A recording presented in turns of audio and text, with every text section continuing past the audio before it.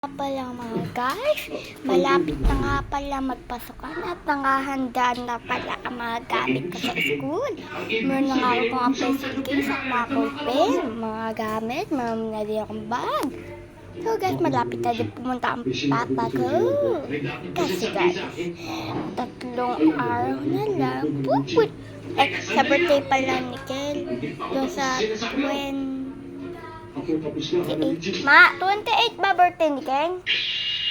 Ma, 28 ba birthday ni Ken? Ano? 20? Uy, malapit. Anong number ngayon? Anong number ngayon? 23. 2 araw na. Pasko na parang. Wait lang guys. Heart, subscribe, and good. So, guys.